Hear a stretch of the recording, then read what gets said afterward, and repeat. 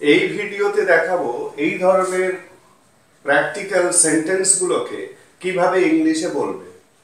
সেন্টেন্সগুলো দেখো, মনে হচ্ছে যেন বাতাসে ভাসছি, মনে হচ্ছে যেন ঘাড় থেকে বোঝা নেমে গেল, মনে হচ্ছে যেন গরম পড়ে গেছে। আবার দেখো, মনে হচ্ছে যেন ওরা পার্টিতে মজা করছে, মনে হচ্ছে যেন ও দুঃখ পেয়েছে, এবং মনে হচ্ছে যেন বৃষ্টি আসবে। প্রত্যেকটাতেই মনে হচ্ছে যেন এরকম একটা বাংলা এক্সপ্রেশন আছে। এখন এই মনে হচ্ছে যেন, এই যে বাংলা এক্সপ্রেশনটা এখানে লেখা হয়েছে বা আমরা যখন কথা বলি তখন এই ধরনের বাংলা দিয়ে আমরা দু ধরনের দুটো অবস্থাকে আমরা বোঝানোর চেষ্টা করি। একটা হচ্ছে শারীরিক, মানে আমরা শরীরে ফিল করছি, আমরা শরীরে সেইটাকে অনুভব করছি, তারপরে আমরা কথাটা বলছি। সেরকমই ওপরের তিনটে, মানে মনে হচ্ছে যেন বাতাসে ভাসছি, মানে শারীরিকভাবে আমরা বা আমি অনুভব করছি যেন অবস্থাটা বাতাসে ভাসার মতন। আবার মনে হচ্ছে যেন ঘাড় থেকে বোঝা নেমে গেল, এটা মানসিক, অর্থাৎ শারীরিক এবং মানসিকভাবে যখন কোনো কিছু অনুভব করা হয় তখন মনে হচ্ছে যেন, এটা যেমন ব্যবহার করি তেমনি আমরা আমাদের চোখের সামনে কোনো কিছু দেখে আমরা একটা অনুমান করি বা আমরা একটা কথা বলি, সেটাও মনে হচ্ছে যেন। তার মানে মনে হচ্ছে যেন দিয়ে দু ধরনের বক্তব্য আমরা পেশ করি, দু ধরনের বক্তব্য আমরা বলি। একটা হচ্ছে শারীরিক এবং মানসিক অনুভূতির কথা বলি, আর একটা হচ্ছে পর্যবেক্ষণ দেখে বা অবস্থা থেকে অনুমান করে।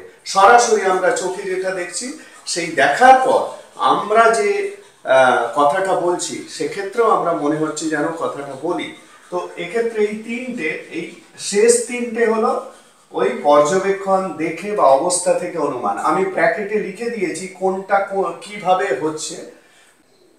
এখানে মনে হচ্ছে যেন পর্যবেক্ষণ, এখানে মনে হচ্ছে যেন যেটা দেখে আমরা দেখছি একজন, তার মুখ চোখ দেখে মনে হচ্ছে সে সত্যি দুঃখ পেয়েছে।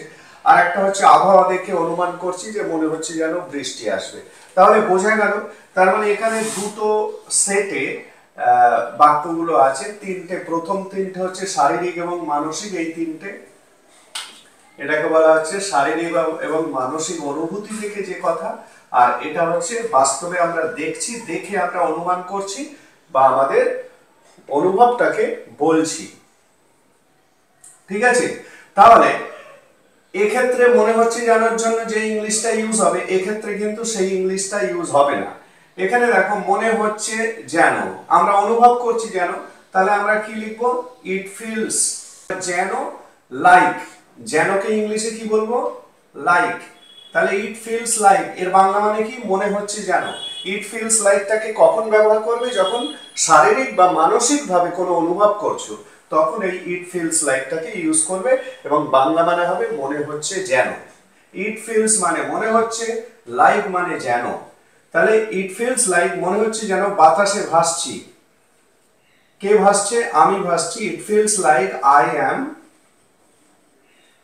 am floating. It feels like I am floating বাতাসে, on air. It feels like I am floating on air. বোঝা গেল?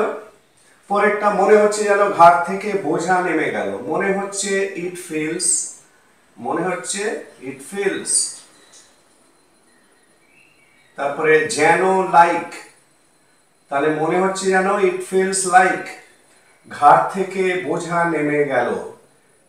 বোঝা, একটা বোঝা, এ বার্ডেন,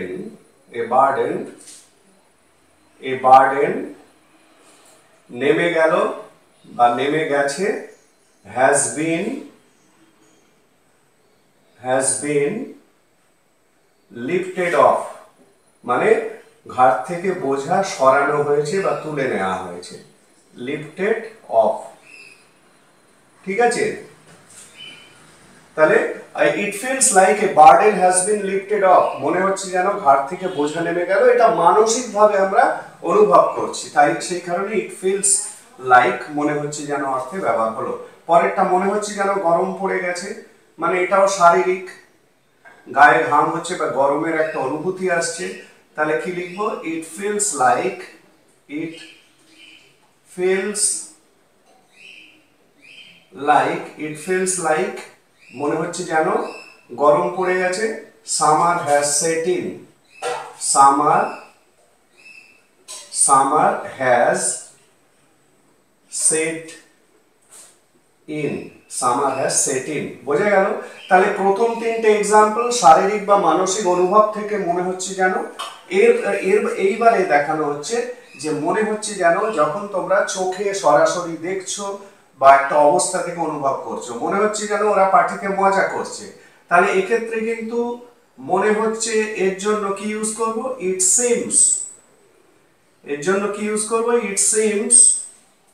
যেন লাইক, যেনর জন্য লাইক, ওরা, they are enjoying, they are enjoying the party, they are enjoying the party. ঠিক আছে? পরেরটা মনে হচ্ছে যেন ও দুঃখ পেয়েছে। তাহলে তাহলে কি হবে? ইট সিমস লাইক ও হি ইজ আপসেট, ও দুঃখ পেয়েছে। It seems like he is upset, মনে হচ্ছে যেন বৃষ্টি আসবে। তাহলে অবস্থা থেকে অনুমান, তাহলে it seems like, it seems like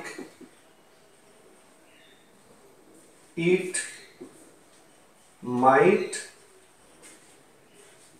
rain. বোঝা গেল? It seems like it might rain, অবস্থা দেখে আমরা অনুমান করছি, সেই কারণে ইট সিমস লাইক হলো। তাহলে এক্ষেত্রে দুটো সেট অফ এক্সাম্পল আমি এখানে দেখালাম, একটাতে ইট ফিলস লাইক আর একটাতে ইট সিমস লাইক ব্যবহার করে। দুটোই আশা করি বুঝতে পেরেছো কখন ইট ফিলস লাইক ব্যবহার করবে আর কখন ইট সিমস লাইক ব্যবহার করবে।